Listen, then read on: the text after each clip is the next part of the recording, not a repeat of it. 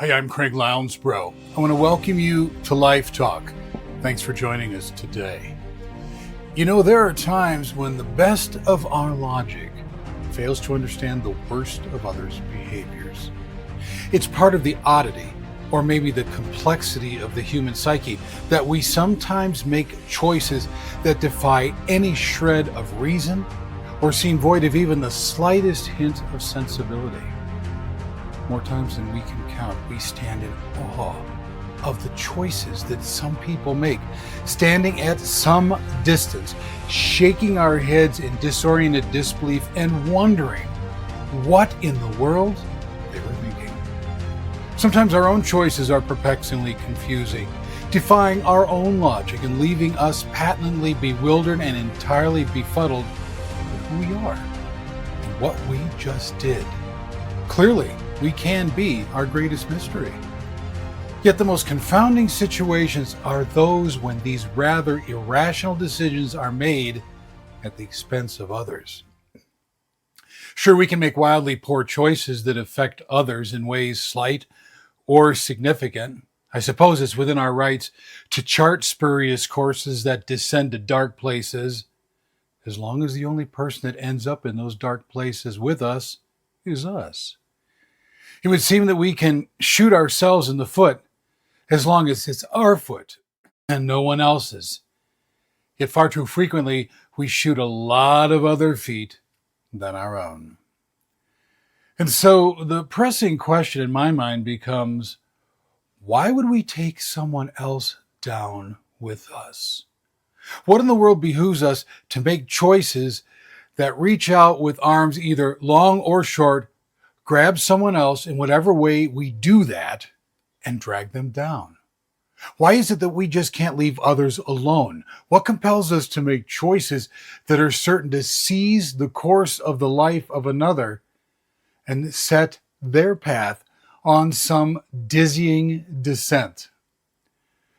Well, look, when life presses us with an unnerving intensity, we're reflexively prone to revert to a defensive position of what? Self-preservation.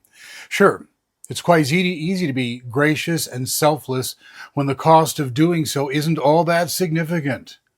We can look quite the part when we don't have a lot of skin in the game, or when we know that we're not likely to be skinned while we're in the game.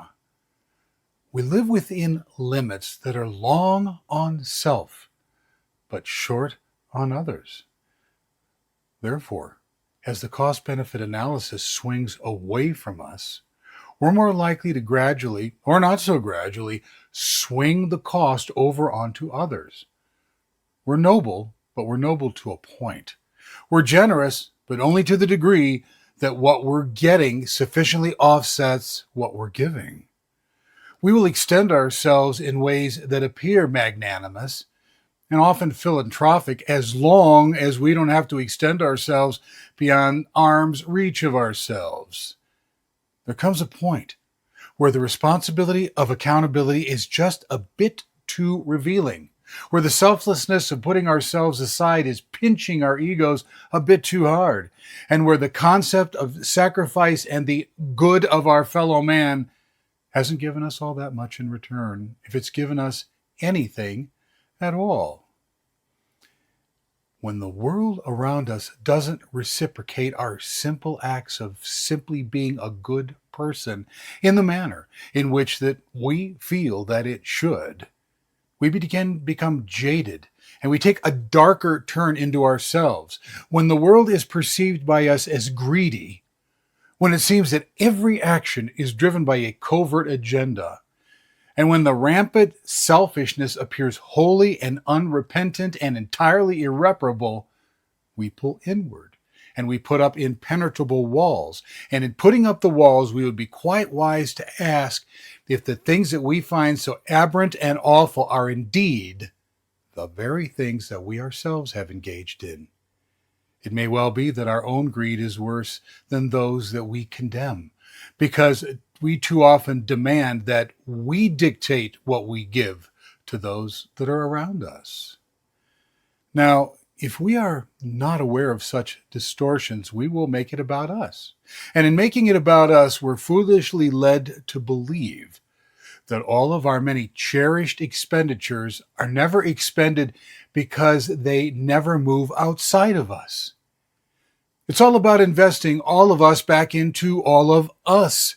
This self-sabotaging, self-absorbing cycle creates an ever-hardening pattern where the deepening pain that we're inflicting on others and the manner in which we are diminishing their lives begins to go entirely unnoticed. Often we're on the receiving end of just such behaviors, and sometimes we're often the ones that are actually dishing them out. When we make it about us, someone, somewhere, is going to go down simply because the cost of being about us is a cost that will always extend itself beyond us. We don't have the life currency to make it about us, so we borrow or steal that currency from other places and other people. And despite our frequent arguments to the contrary, we simply do not have the inherent capacity to generate everything that we need. However astounding we might perceive it to be, our capacity to be independently generate resources will perpetually fall short of the resources that, in fact, we actually need. Therefore, as our accumulated needs swiftly exhaust our scant resources, we're forced by our limitations to reach out of ourselves to obtain those resources. And in either borrowing or stealing those resources from someone else, that someone is going down as we attempt to push ourselves up. We've regularly failed to realize that being a good person pays exceedingly generous dividends far beyond anything that we can borrow or steal. Riches born of sacrifice can fill the coffers of heaven. Yet we miss those dividends because they're not exactly the ones that we're looking for, or they've come at some cost when we'd much prefer to receive them free of charge. And so cynicism wins the day, pessimism reigns, and we're going to take others down with us without even recognizing that we're doing that to that person. It's quite sad enough that we do things to take ourselves down and that we shoot ourselves in the foot. Yet it's infinitely more tragic that we do that to others. We cannot control the actions of others as they generate such behaviors upon us. Yet we can control ourselves. So to avoid taking others down, we'd be wise to look at the state of our heart. Take the temperature of our attitude and see if our soul is still breathing, because we may find that they are all in some state that we'd prefer them not to be. Once we've inventoried them alive again, maybe we'll realize that to sacrifice is to fill the coffers of heaven, which will spill over into the vault of our own soul. I want to thank you for joining us on Life Talk today. You'll find Life Talk on most podcast platforms as well as YouTube. I would also encourage you to check out our daily posts on all of our social media sites, as well as our array of books on Amazon, Barnes & Noble, or wherever books are sold. Thanks for being here today. I look forward to seeing you next time. Where in the world am I? What in the world did I do to get here? And given the mess that I'm living in, is there any hope of getting out?